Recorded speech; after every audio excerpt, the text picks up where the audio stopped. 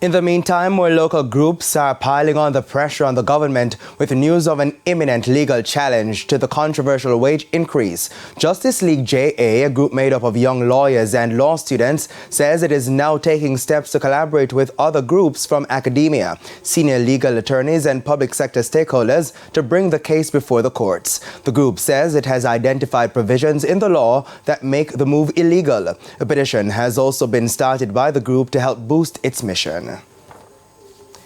Meanwhile, the Jamaica Civil Service Association, JCSA, says it is not behind a reported planned sick-out involving public sector workers.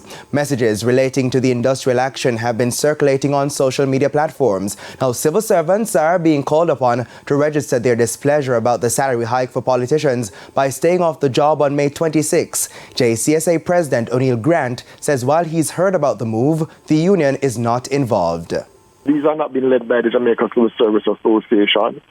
Whilst we have indicated in our release that our members are arrested, we are very aware that there are some issues to be resolved, and until we get those resolved, the members will continue to be.